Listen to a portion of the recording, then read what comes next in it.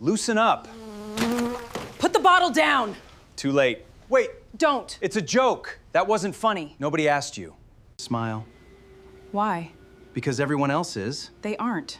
Sir, maybe stop. What was the business purpose? Your attitude is the purpose. Come on, laugh. I don't think. Laugh. This went too far. It's team bonding. Who approved this? I did. Say it again. I run this floor. Everyone heard. Put that phone down. No. Delete it. Don't touch her. This is my floor. She is a witness. It's already saved. Saved where? Back up. Everyone stay quiet. Give me the folder. No. We can handle this privately. You already tried. What's inside? Records. Which records? The ones you buried. You're bluffing. She isn't.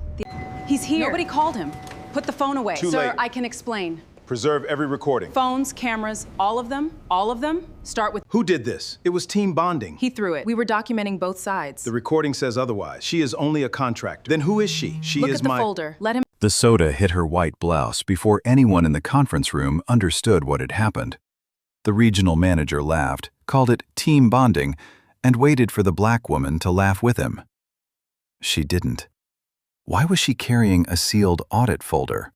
Why did the quiet receptionist suddenly start recording? And why did 3 executives go pale when the elevator doors opened?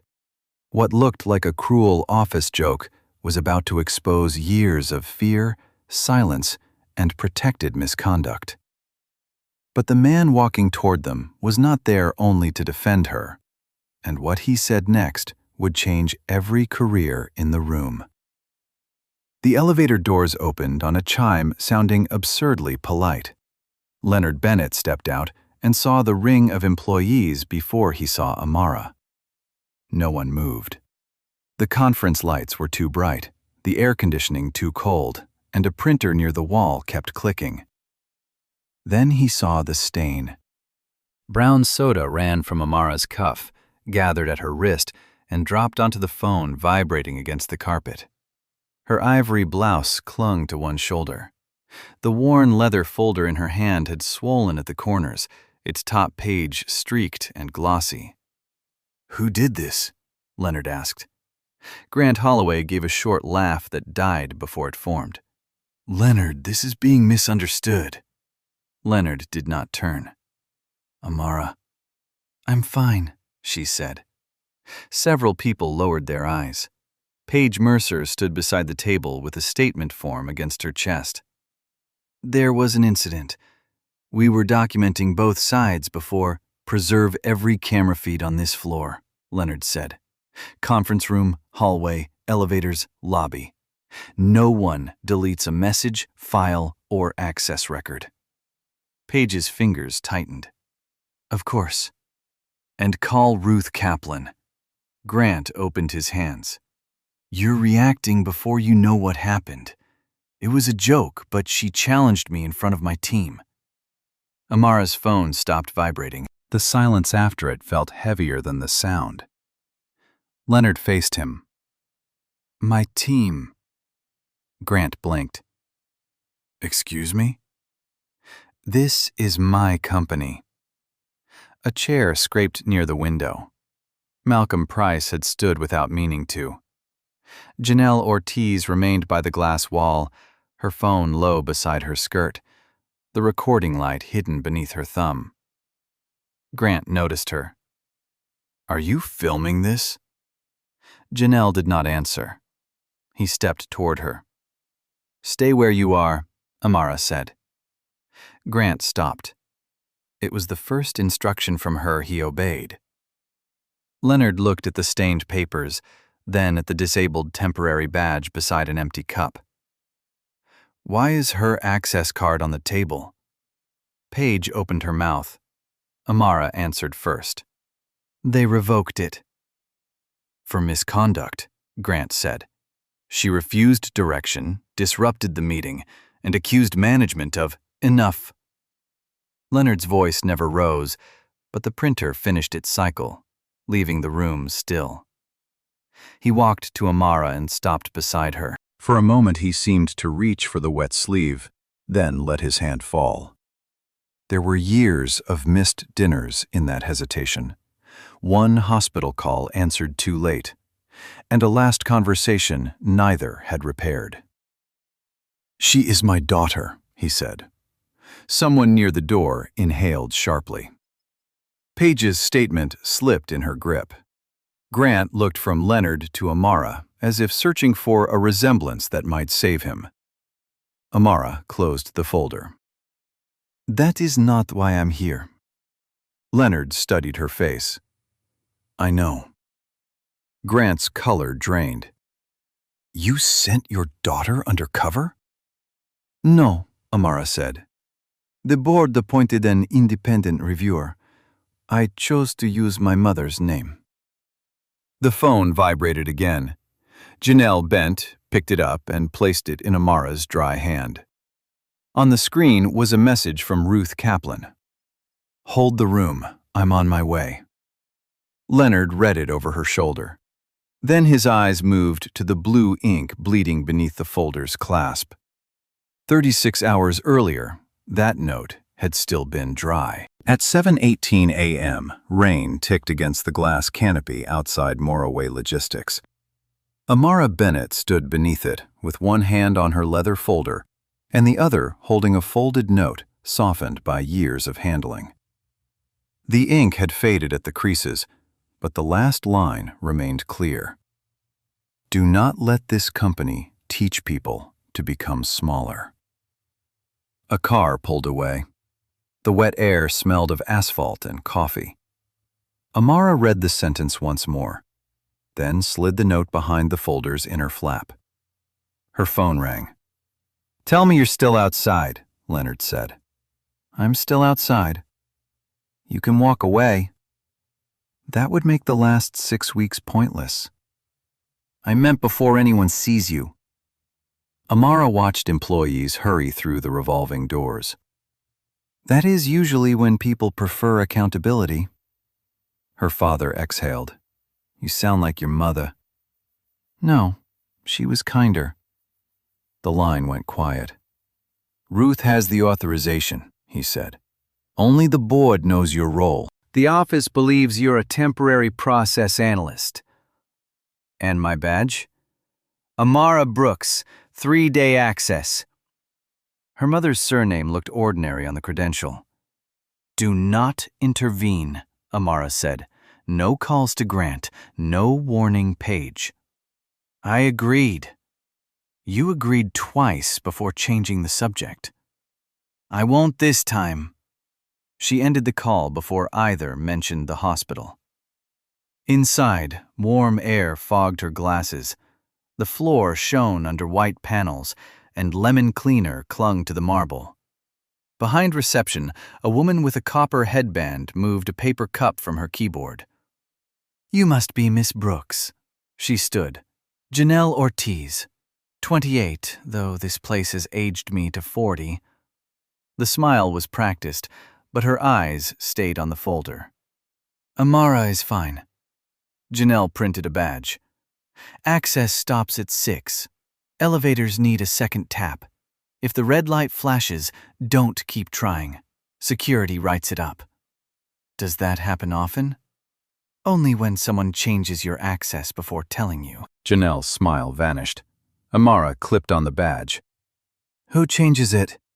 A man in a navy blazer crossed the lobby before Janelle could answer. Sandy hair, expensive watch, quick stride. He slapped the desk twice. "Morning, superstar. Coffee still alive?" "Yes, Mr. Holloway." "Grant," he corrected without looking at her. Then he noticed Amara. "You're the contractor?" "Process analyst." "Same species." He took Janelle's untouched cup. "You'll learn we don't worship titles here." Amara looked at the lipstick mark. "Apparently not." Janelle lowered her head. Grant's grin narrowed. "Conference room in 10. Paige will explain how we do things before you start improving them." He walked off with the coffee. Janelle stared after him. "That was mine." Amara folded her damp raincoat over one arm. "Does he always take it?" "Only when he's in a good mood." The elevator arrived with a soft bell. Janelle pressed a visitor map into Amara's hand. On the back, in blue pen, were 4 numbers: 118, 121, 126, 133. Amara looked up. Janelle was already answering the phone. Morroway Logistics, good morning. The doors began to close. Amara compared the numbers with the complaint reference format on her authorization sheet. 4 missing files, given to her before she had asked one official question. The elevator opened onto the 7th floor at 7:29 a.m. Glass offices reflected the gray morning, and beyond the cubicles, a copier hummed. Brooks? A woman in a slate suit approached with a tablet. Her dark hair was pinned tightly. Paige Mercer, HR business partner. You're early. I was told 10 minutes. That is early here. She led Amara past desks in perfect squares. The carpet smelled of dust and citrus cleaner. Employees glanced up, then down before their eyes could meet hers. In the conference room, Grant stood beside a screen, reading, "Welcome to the Morroway family." 12 adults sat with paper cups and untouched pastries. There she is, he said. Our temporary miracle worker. A few people laughed after he did. Amara took the chair nearest the door and placed her leather folder on the table. Grant pointed at it. That thing contain all the answers? Mostly questions. Dangerous habit. He introduced the team without letting anyone speak. Malcolm Price, a broad-shouldered man with silver at his temples, was a 17-year veteran, still allergic to enthusiasm. Malcolm smiled a second too late. We call ourselves a family, Grant continued, because families don't run to outsiders every time feelings get bruised. Across the table, a coordinator snapped a plastic spoon inside his fist. Half landed beside his yogurt cup. No one acknowledged it. Paige slid an orientation packet toward Amara. We prefer informal resolution before formal escalation. What qualifies as formal? A written complaint. Who receives it? The direct manager. Amara looked at Grant. He spread his hands. Transparency. Even when the complaint concerns that manager? Paige answered quickly. Context matters. Grant laughed. You'll fit in once you stop cross-examining breakfast. Scattered chuckles followed. Malcolm kept his eyes on the broken spoon. Grant clicked to quarterly targets. One rule. No drama. We work hard, we joke hard, and nobody turns every awkward moment into a federal case. His gaze stayed on Amara. She opened the packet. Is that written anywhere? His smile vanished, then returned thinner. It's common sense. A phone buzzed near the window. Its owner silenced it with both hands. Paige leaned closer. Her perfume carried a sharp lavender note. People who succeed here learn not to take Grant literally. Do people who don't succeed leave? Paige's stylus stopped. Grant clapped once. Tour time. Malcolm, show Ms. Brooks where we keep the real work. Chairs scraped back. The team filed out without taking the pastries. Malcolm waited by the door. You ask direct questions. I prefer direct answers. You may not get many. Behind them, Grant's voice carried through the glass. She's here 3 days. Don't let her turn this into theater. Malcolm led Amara toward the records corridor. At a locked cabinet, he tapped his badge. The light flashed green, then red. That happens often? She asked. Only when someone wants you to think a file was never there. At corridor's end, Paige waited beside a computer terminal. Ready to see our complaint log? Amara noticed Malcolm had stopped several steps behind her. Yes, she said. Start with case 118. Paige's expression barely changed. Case 118 was consolidated. With what? A related attendance dispute. Amara stayed beside the terminal. The corridor smelled of burnt coffee. Show me the record. Some links broke during migration. Then show me the original index. Grant appeared, carrying 2 empty cups. "You've been here 12 minutes. 13. He set the cups beside Amara's leather folder. "Rinse those and bring fresh ones to the 9 o'clock meeting." Paige's fingers stopped. "That isn't part of my assignment," Amara said. "Neither is interrogating HR. I requested a record, and I gave you a priority." Amara pointed at the screen. Case 117 was followed by 119. "Who authorized the deletion schedule?" "No one deleted anything," Paige said. "Then where is 118? "The archive may be offline." "Cases 121, 126, and 133, too?" Paige looked up. "Where did you get those numbers?" Grant's smile disappeared. "From the sequence." "That's not an answer." "It's enough to verify whether they exist." The air vent rattled. Grant leaned on the desk. "Temporary staff usually spend their first morning listening. Good systems survive questions, and good contractors remember who controls their access." At the corridor's end, Malcolm stood with reports against his chest. When Amara glanced over, he raised them to cover his mouth. Paige cleared her throat. "I can prepare a summary of formal complaints. I need the full log, including withdrawn and informally resolved cases." "That could take days." "I have 3. Grant pushed the cups toward her. "You're here to observe efficiency, not dig through grievances." "My authorization says employee reporting systems." "Then observe how we handle this. Kitchen is past the elevators." Amara folded the visitor map so the numbers faced inward. "I'll document the request." "For coffee?" "For personal tasks assigned after I asked about missing files." Paige's breath caught. Grant stared at Amara's badge and lifted one hand toward it, stopping before he touched the plastic. "You think everything is evidence?" "No, only things people repeat."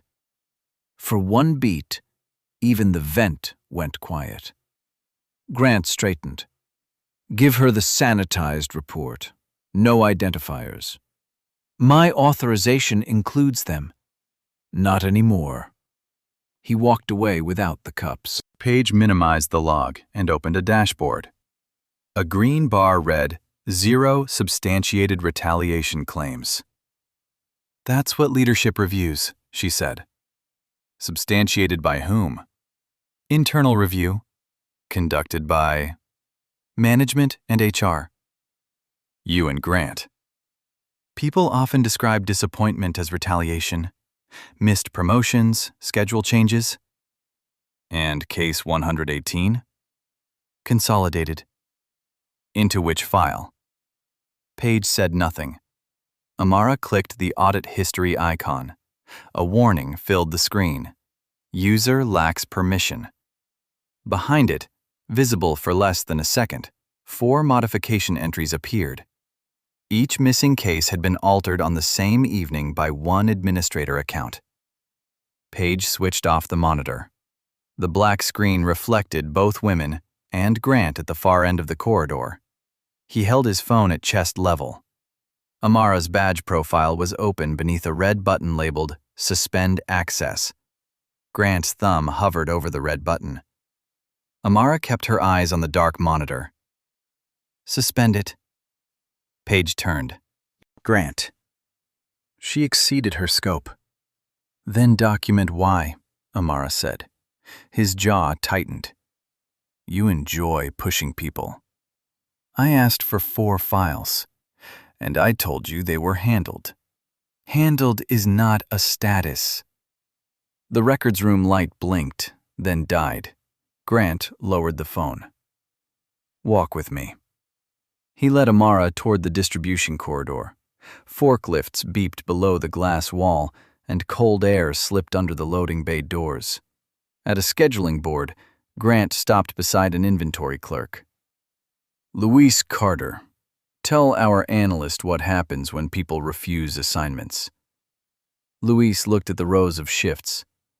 Schedules change. Because business changes, Grant said. Grant tapped Friday. You wanted this off. My wife has surgery. And I said we'd try. Cooperation goes both ways. Luis gripped the board's edge. That sounds conditional, Amara said. It sounds like management. A pallet jack rattled past, trailing rubber and cardboard dust. Grant leaned closer. You see threats everywhere. I see a family emergency tied to obedience. You don't know the context. Then explain it without him standing here. Luis looked directly at her. Grant's pen stopped. Nearby, Malcolm sorted reports, his key card trembling. Back upstairs, Grant said. Amara waited until he walked ahead. Malcolm joined her near the stairwell. You should stop asking in public, he murmured. Why? Public questions create private punishments. What happened to case 118? Kira Wells. Her role? Operations specialist. Best numbers in the region. What did she report? Schedules, promotions, the jokes. She wrote everything down. And then? She lost a promised promotion. 3 months later, her desk was empty. Did Paige investigate? Twice. Grant sat in both meetings. The stairwell door opened. Paige entered, tablet to her chest. Malcolm, the 10 o'clock reports are late. They're in my hand. Then deliver them. His key card struck the tile. Amara bent for it. Malcolm caught her wrist, not hard, but fast enough to expose panic. Please, he whispered. She released the card. Paige watched him leave. He's had a difficult year. Did Kira file case 118? Personnel matters are confidential. Was it closed before or after her promotion was withdrawn? You're making assumptions. I'm testing a sequence. Paige moved closer, lavender perfume mixing with the stairwell's metallic chill. Grant produces results, she said. People above us value stability. Low complaint numbers. Low disruption. Those are not the same. Paige's stylus clicked twice. Amara unfolded the visitor map. What about 121, 126, and 133? The clicking stopped. Who gave you those? No one who trusted your process. Grant called from the corridor. Brooks, conference room, now. He stood beneath white lights with a tray of sodas. Team exercise, he said. Let's see whether you can follow one simple instruction. Malcolm had stopped at the far corner. He looked at the tray, then at Amara, and his keycard began trembling again. Take the tray, Grant said. The conference room door stood open behind him. 12 employees were inside, laptops closed, paper cups lined along the table. Amara did not reach for it. Grant lifted a bottle of cola. It's not complicated. My assignment is to review reporting systems, and I'm reviewing whether you can work with people. Paige remained near the wall, tablet against her ribs. Malcolm entered last and chose the chair farthest from Grant. The room smelled of citrus cleaner and warm pastry. Rain traced the windows. Grant held out the tray again. No, Amara said. You don't serve drinks? I don't accept tasks assigned to humiliate me. That's dramatic. It's accurate. Louise sat near the end of the table, one hand over Friday's schedule. Grant set the tray down hard enough to make the bottles knock together. Everyone helps. That's culture. Janelle stood by the glass wall. She looked at Paige. Paige looked away. Grant unscrewed the cola. Maybe you need help loosening up. Amara saw Malcolm close his fingers around his keycard until the edge whitened his skin. "Grant," Paige said. He faced the room. "Come on, it's team bonding." No one answered. The ventilation hummed. Grant raised the bottle. For 1 second, nothing moved except condensation sliding over his knuckle. Then he snapped his wrist. Cold soda struck Amara's shoulder and spread across her ivory blouse. Another splash hit the leather folder. The cap spun across the table and dropped to the carpet. Grant laughed first. A sound came from near the window, then stopped. Amara looked down. Brown liquid ran beneath the folder's clasp. She opened it enough to see the note inside. Blue ink had begun to feather. "See?" Grant said. "Nobody died." Janelle's pen slipped from her fingers. Amara closed the folder. "What was the purpose of that?" "To prove you take yourself too seriously." "No, the business purpose." His smile tightened. "You want to do this?" "I want your answer recorded accurately." Paige stepped forward. "Let's take 5 minutes." Grant pointed at Amara.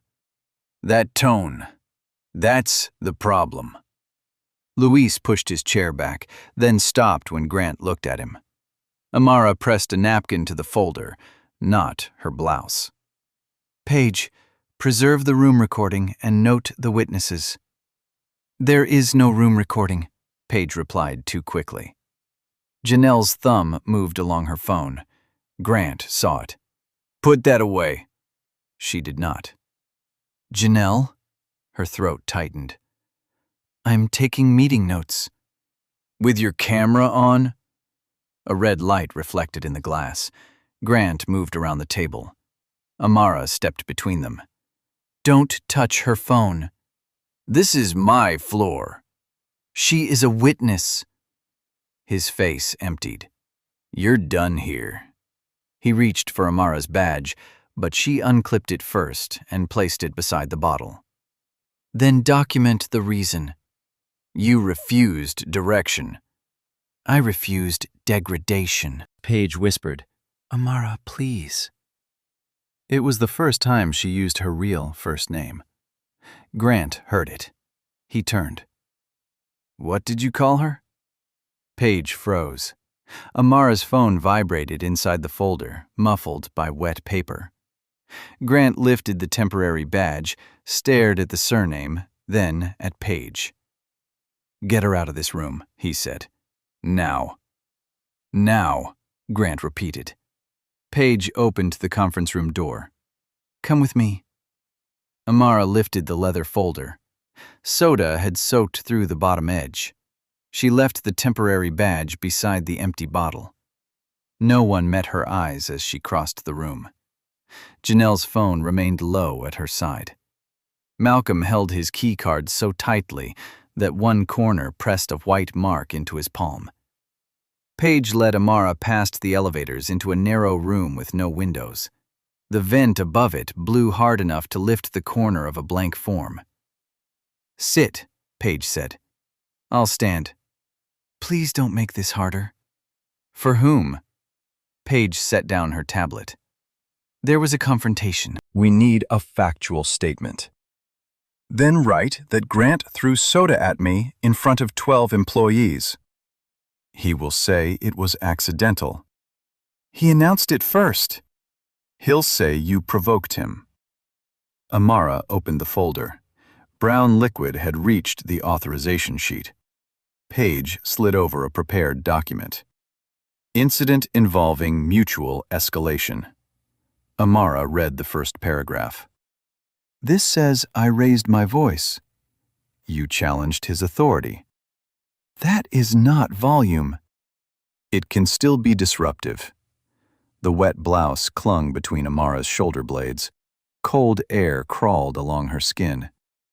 Where is my phone? On the conference table. Bring it here.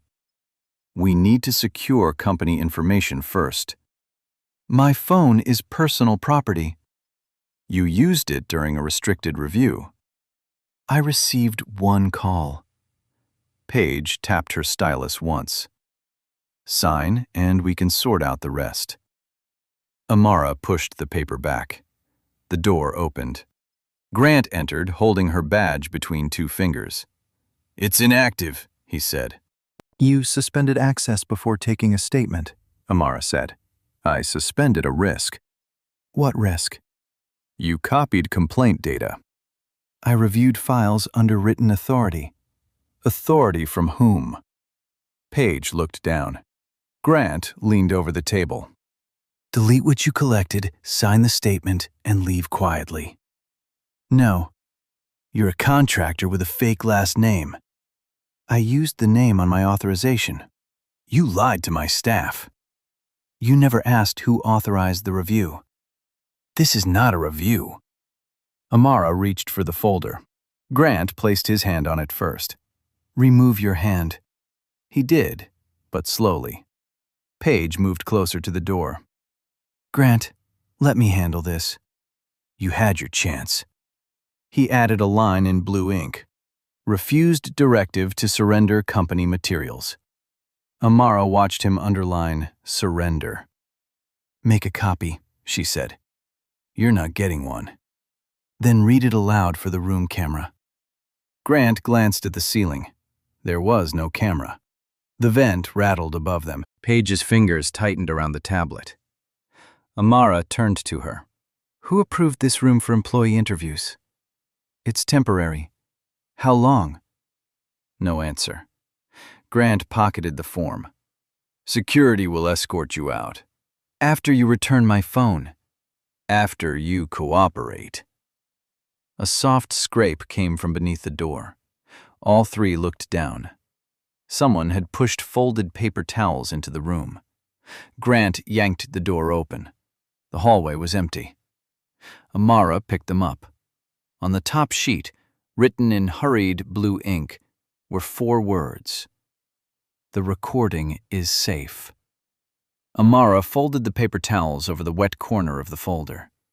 Grant stood in the doorway, staring down the empty corridor. Who was out here? Only the elevator motor groaned behind the wall. Paige closed the door. We should keep this contained. It already isn't, Amara said. Grant turned. Give me that note. She slid it beneath the folder flap. That could be company property. It's written on a paper towel. You know what I mean. I do. Cold air poured from the vent. Her blouse had begun to dry in stiff patches, but the fabric still clung between her shoulders. She opened the folder enough to check the inner pocket. The note was there. Blue ink had spread around her mother's final line, turning the words into bruised shadows. Do not let them stay silent. Her breath caught once. Paige noticed. Is that personal? Yes. Grant scoffed. Then don't bring personal things into a workplace review. Amara looked at him. You threw the drink. He had no answer. Paige reached for the statement. We can still resolve this quietly. I can revise the language. To what? An inappropriate management response? Name the action. Her stylus hovered. Grant gave a dry laugh. You think one phrase changes anything? It changes who has to own it. The handle rattled. Malcolm's voice came through the door. Amara? Grant stepped toward it. Go back to your desk. Her phone is on the conference table. It keeps ringing. Amara looked at Paige. Bring it. Grant blocked the door. No. Why? Because I said so. Malcolm remained outside. It rang 4 times. Go, Grant snapped. His footsteps retreated, uneven at first, then faster. Paige rubbed her thumb along the tablet. Who are you expecting? Someone who will notice I stopped answering. Your client? Grant asked. My father. He smiled. Call him when we're done. Amara looked again at the bleeding ink. Her father had not answered the last time her mother asked him to leave a meeting. By the time he reached the hospital, Evelyn could no longer speak. Since then, every missed call between them carried the same unfinished weight. The door opened before Grant could stop it. Janelle entered with Amara's phone in one hand and a clean cardigan in the other. I found these. You were told to stay at reception, Grant said. The front desk cannot answer a phone removed from its owner. Hand it to me. Janelle walked past him and placed it beside Amara's hand. 5 missed calls from Leonard glowed on the screen. Amara did not touch it. Janelle set down the cardigan. The recording is backed up. Paige went still. Grant turned. What recording? The meeting. You had no permission. I documented a workplace incident. You are a receptionist. I am also a witness. The room changed around that sentence. Paige lowered her tablet. Grant stepped back, and the vent's rattle became suddenly loud. Amara picked up the phone. A 6th call appeared. Leonard Bennett. Her thumb rested over the screen. Then the call stopped. A message replaced it. Amara, call me. Ruth just contacted the board. She read it twice. Beneath the words, a cloud icon appeared beside the audit folder on her secure drive. Upload complete. The cloud icon pulsed once, then settled beside the words, upload complete. Amara turned the screen toward Janelle. How much did you capture? From before he picked up the bottle. Her voice shook, but she did not lower her eyes. He said he was going to put the contractor in her place. Grant moved toward her. Delete it. No. You're employed by this company. So are the people in that room. Paige stepped between them. Everyone needs to stop. Then start with him, Janelle said. The fluorescent tube above the door flickered. The room smelled of damp paper, cold air, and the sweet residue drying on Amara's sleeve. Her phone rang again. Ruth Kaplan. Are you alone? Ruth asked. No. Put me on speaker. Ruth's voice filled the small room, calm and precise. Rain tapped faintly against glass somewhere beyond the sealed corridor, too far away to see. No one is to alter access logs, camera footage, messages, schedules, or personnel files. The board has activated preservation protocol. Grant laughed once. You have no jurisdiction over my office. I am independent counsel to the board, Ruth said, and this is not your office for the next hour. Paige sat down. Grant stared at Amara. Who are you? The person reviewing your reporting system. That is not an answer. It is the only one you need. A knock sounded. Malcolm entered, carrying a black composition book under his arm. I kept dates, he said. Paige looked up. Malcolm? 17 years' worth. He placed the book on the table. Not all of them, just the ones I thought someone might need. Grant's face hardened. You documented private decisions? I documented when people asked for help.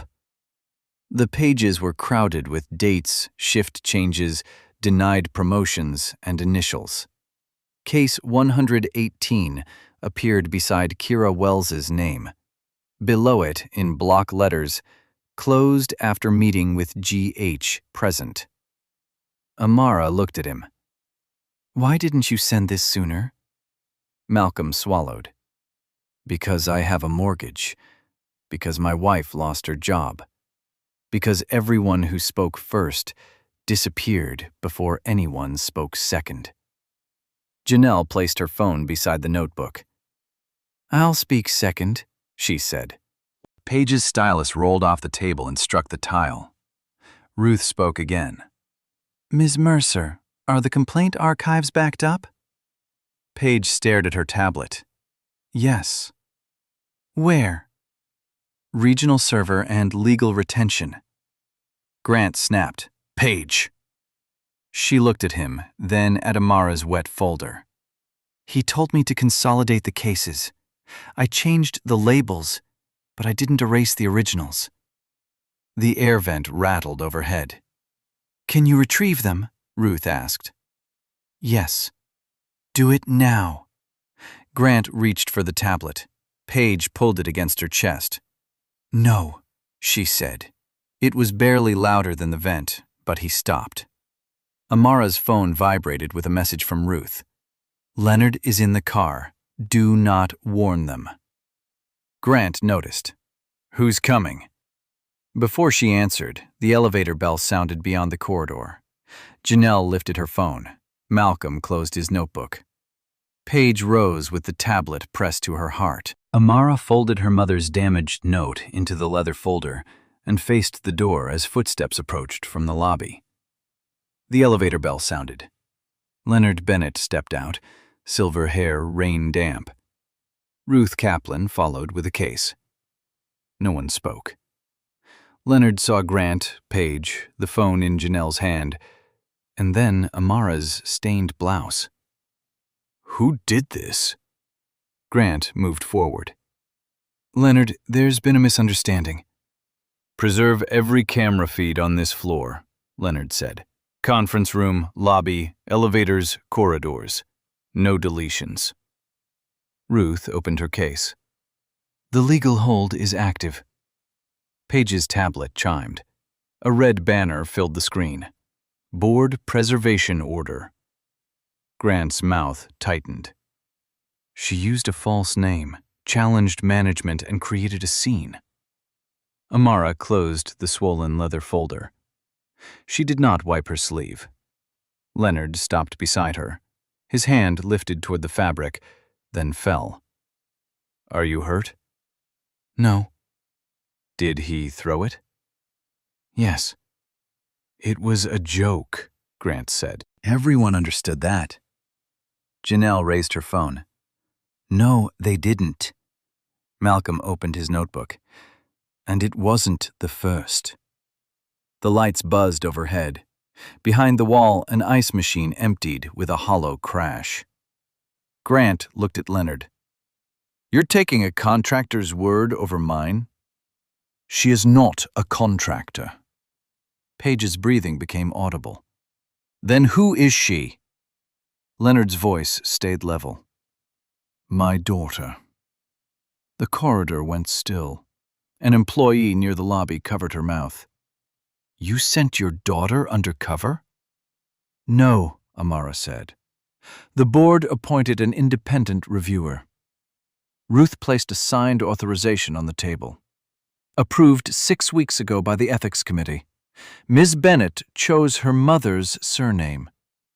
"Brooks," Grant said. "My mother's name." Paige sat down. The chair legs scraped tile. Leonard looked at the folder. "Evelyn's note?" It was inside. He reached toward it, but Amara held it closed. "Not here," she said. He nodded.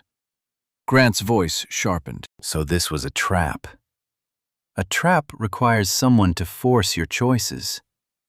"You walked in judging us." "I walked in asking for records. And now your father can destroy my career." Leonard stepped forward. Amara turned to him. "No." The word stopped him. She faced Ruth. "Full evidence review. Witness interviews. No immediate decision because of who I am." Grant gave a dry laugh. "How noble." "It prevents you from calling the result revenge." Ruth closed the case. "Mr. Holloway, your access is suspended pending investigation. Ms. Mercer, Surrender your credentials and remain available. Paige unclipped her badge with shaking fingers. Leonard picked up the temporary badge and read, Amara Brooks. A bead of soda slid from the folder's clasp and struck the plastic. I should have known, he said. Amara met his eyes. You should have known what this office was. The sentence emptied the air between them. Ruth opened the conference room door. We begin with the recording. Janelle entered first. Malcolm followed with his notebook. Paige rose slowly. Grant remained in the corridor. She's your daughter. None of this can be fair. Amara stepped past him. That is why I won't decide your outcome. Inside, Ruth connected Janelle's phone to the display. The first frozen frame showed Grant holding the unopened bottle before anyone else did. Then, the audio began. Grant's recorded voice filled the conference room. Let's see whether she can follow one simple instruction. No one moved while the video played. On screen, he lifted the bottle. Then came the splash, the nervous half laugh, and Amara's question. What was the business purpose? Ruth paused the recording. Grant leaned forward. That clip has no context. Janelle folded her hands. You said what you were going to do. You recorded employees without consent. I documented a meeting after you threatened someone. Grant turned to Leonard. Your daughter came in with allies ready. Amara stood beside the display. Janelle did not know who I was. Convenient. Malcolm didn't either. Malcolm opened his composition book. I knew what you did to Kira. You know nothing about that decision. Ruth connected Paige's tablet to the screen. Then let's examine it. Archived case numbers loaded one by one. 118, 119, 120, 121. Employees began lifting their eyes. Ruth selected case 118. Kira Wells's complaint appeared with 3 statements and a promotion review dated 2 weeks later.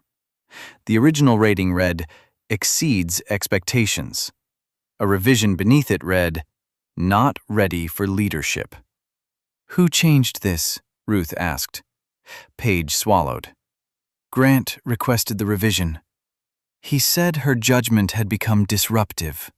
Grant leaned forward. She violated chain of command. Kira reported the chain of command, Amara said. Ruth opened the audit history. Paige's account had changed the case status at 11:43 p.m. The closure note read, informally resolved. No employee signature followed. Was it resolved? Paige stared at the timestamp. No. A man near the windows removed his glasses.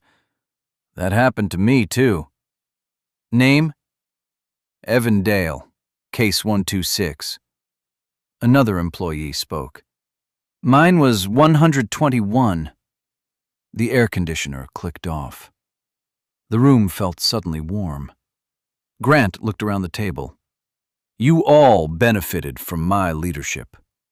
Luis laid Friday's schedule beside Ruth's laptop. My wife's surgery was tied to whether I cooperated. That is not what I said. It is what I heard. Ruth opened case 133. A complaint about schedule retaliation had been reassigned to Grant. He had closed it himself 12 minutes later. Leonard gripped an empty chair. Amara noticed. Sit down. I'm fine. That wasn't a question. He sat. Grant laughed softly. Now she runs the boardroom too? No, Amara said. She is preserving the process you denied everyone else. Ruth faced him. You may respond. You may not interrupt witnesses. Grant looked at Leonard. And you expect anyone to believe she's neutral? Amara unclipped her thin gold watch and placed it beside the stained folder. I am not deciding your outcome. I am submitting my own treatment as evidence. For the first time, Grant had nothing ready. Ruth restored the final archive. The screen filled with names, some still employed, others marked resigned, transferred, or ineligible for rehire. No one looked down now. At the bottom of the recovered list, a folder appeared that none of them expected. Executive Summary, Quarterly Complaint Suppression Metrics. The author field carried two names, Grant Holloway and Paige Mercer. Ruth opened the executive summary. Green bars measured fewer complaints, faster closures, higher manager scores. The label read, Suppression Metric. Grant sat very still. What does that mean? Leonard asked. Paige's lips parted.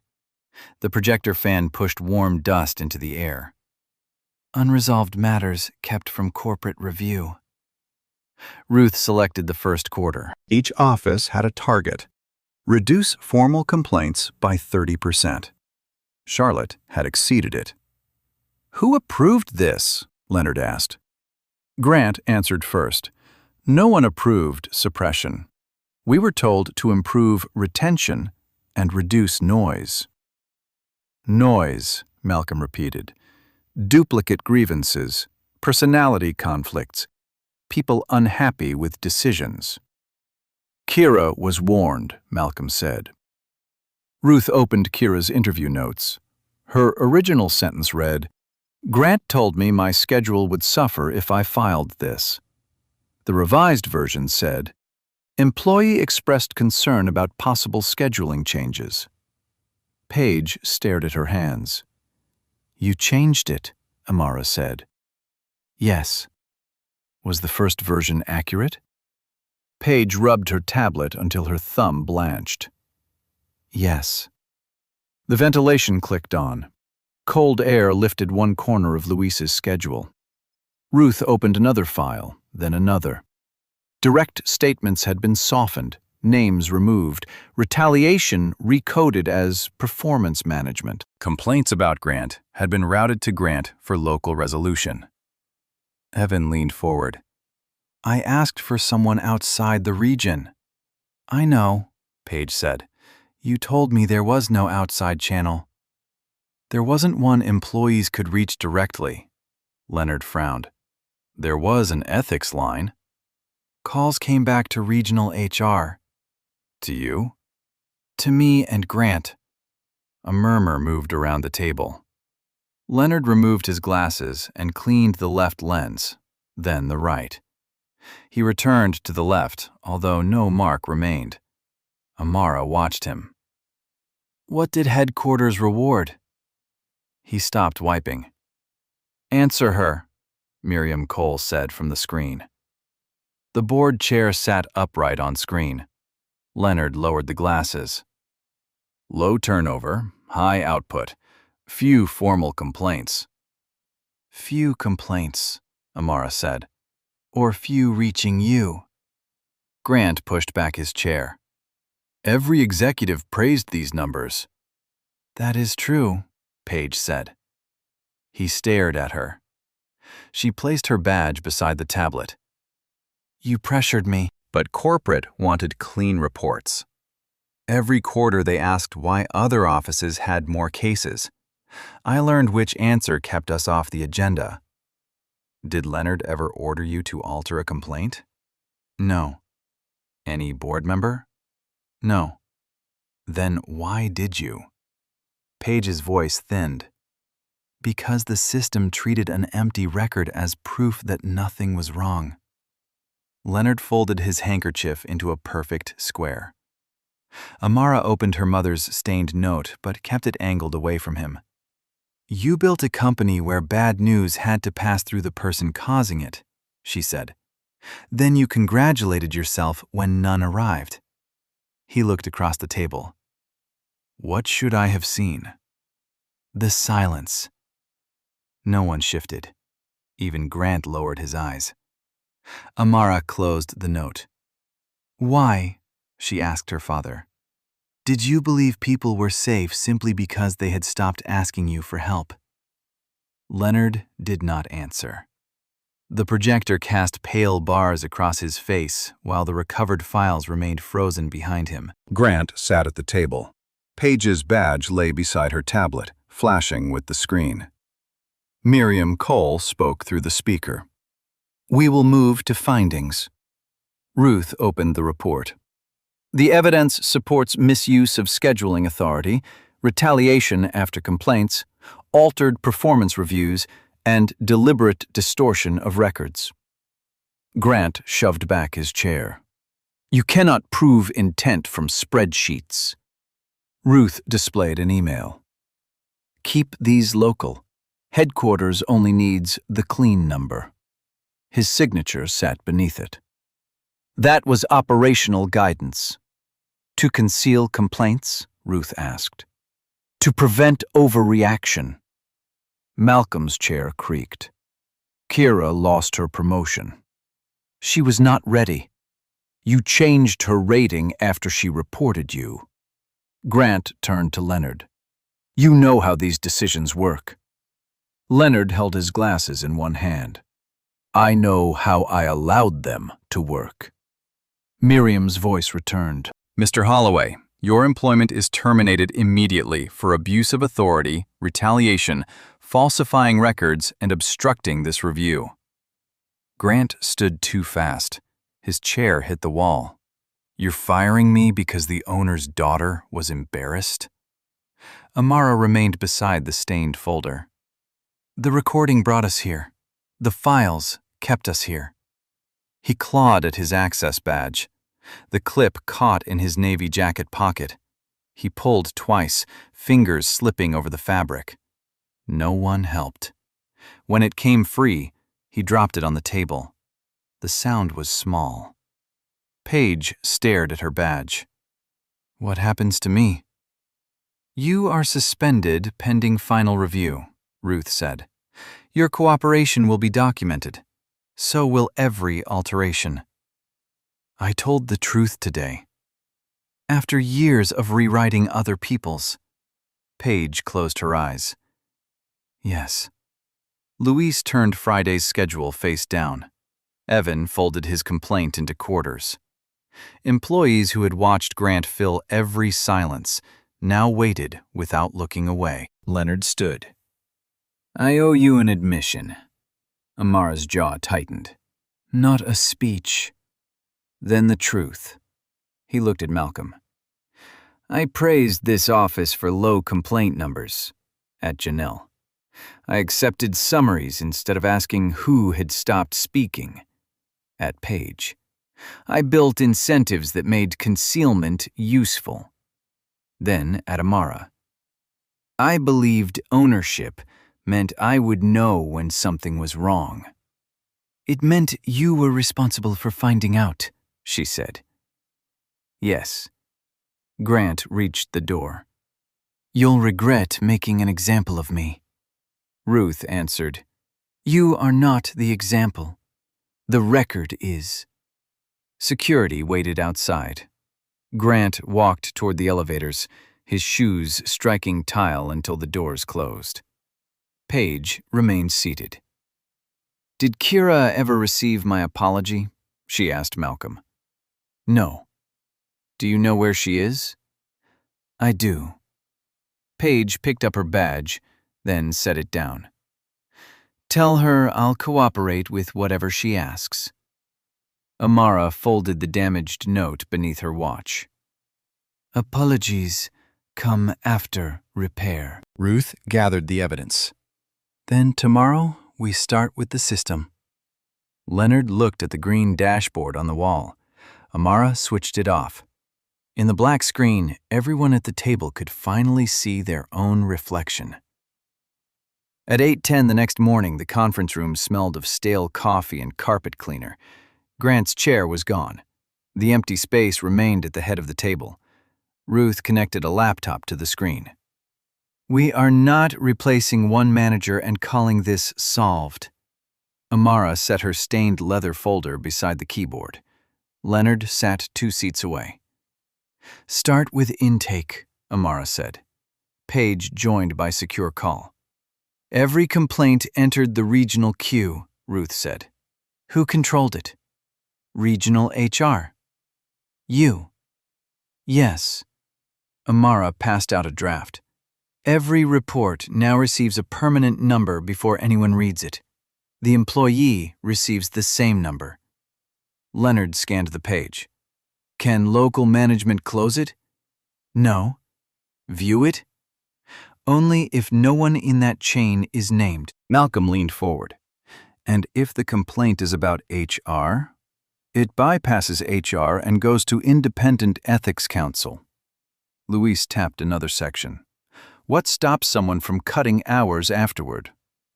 Automatic review of schedule, pay, and evaluations for 90 days. 90 isn't enough, Malcolm said. How long? 1 year, Ruth nodded. Make it 1 year. Leonard crossed out 90 and wrote 365. By noon, the whiteboard held 4 columns: intake, protection, review, appeal. Every promise needed an owner, a deadline, and a record that could not be altered locally. Dry marker fumes mixed with the cold air, and no one mentioned lunch. At 2:40, Ruth opened the prototype portal beneath Report a Concern. Test it.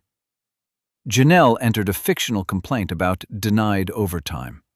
At the bottom were 2 buttons, Submit and Save Draft. No manager selection? Page asked. The system identifies reporting lines, Ruth said, then excludes anyone named. Janelle clicked Submit. The printer woke with a mechanical whir. A receipt slid out. Case 2026-0001. Malcolm lifted it with both hands. Try to delete it, Amara said. Ruth opened the administrative view. There was no delete button, only preserve, assign independent reviewer, and notify reporter. Malcolm released a slow breath. That would have changed everything. It has to change what happens next, Amara said. Leonard stared at the screen. We should have built this years ago. She handed the receipt to Janelle. Build it now. Before evening, the board approved an external audit, direct access to an ethics committee, witness protection, quarterly public summaries, and a ban on rewarding managers for low complaint counts. Reviews of denied promotions, pay changes, and forced resignations would begin with the hidden cases. Miriam appeared on screen. The board is offering you Director of Ethics and Operations. Leonard turned toward Amara, but did not speak. I'll accept only after independent members vote without him. He has recused himself. The vote passed 6-0. Outside, sunset warmed the glass corridor. The terminal's blue light stretched across the polished floor as employees gathered around the new portal. Malcolm pinned the test receipt above the terminal.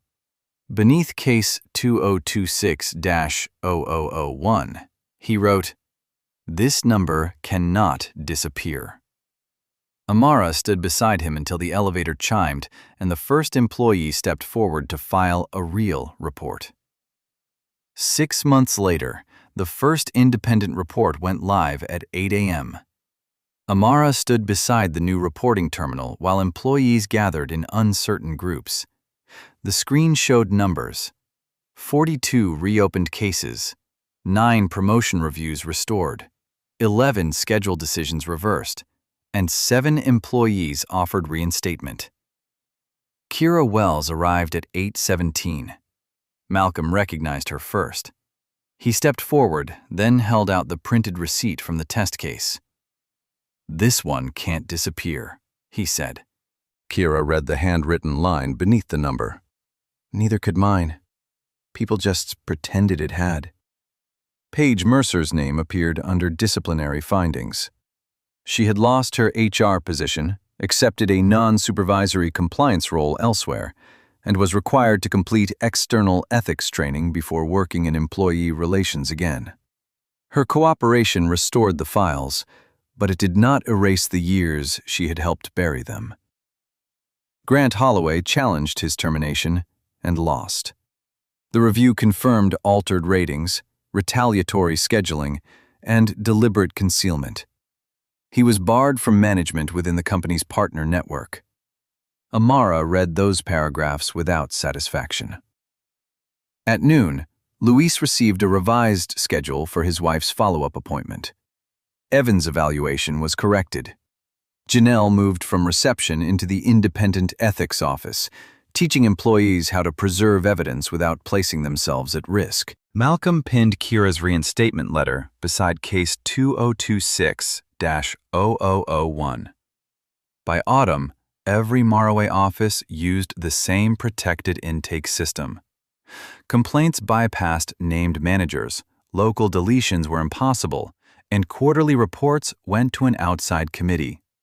Supervisors completed training built from anonymized cases, including one about a bottle of soda and witnesses who waited too long. The Charlotte office no longer celebrated low complaint numbers. It measured response time, protection from retaliation, and whether employees received a clear answer. One evening in October, Amara entered Evelyn's preserved office. The narrow desk, brass lamp, and faint cedar scent from the old filing cabinet remained. Leonard waited by the window. He had retired from daily operations that morning and transferred voting control to an independent trust. The board had not asked him to leave. He had decided ownership without oversight had already cost enough. On the desk lay the restored note. A conservator had flattened the page and stabilized the ink, but a brown stain remained along the edge. Leonard touched it with one finger. I keep thinking about the elevator. Amara sat across from him. You arrived when the room could no longer ignore it. I should have arrived years earlier. She did not disagree.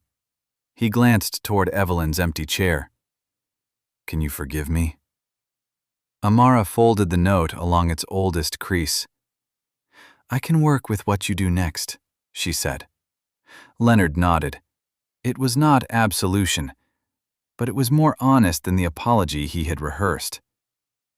Before leaving, Amara placed the note inside a clear frame instead of returning it to the leather folder. The final line, blurred but legible, faced the doorway where every future executive would see it. Do not let this company teach people to become smaller. Outside, the reporting terminal printed another permanent number. This time, no one looked away. Have you ever watched someone be dismissed, humiliated, or pressured into silence at work, or experienced it yourself? Share what happened in the comments, especially if one person's decision to speak changed what came next. Send this story to someone who believes dignity should never depend on a title, a salary, or a connection to power. Subscribe for more stories about justice, quiet resilience, and the difficult work of changing systems instead of hiding their failures. And remember the people who stood in that room. Courage did not arrive all at once. It began with a recording, a notebook, a protected case number, and one person refusing to laugh. Your voice may be the detail that keeps someone else's story from disappearing.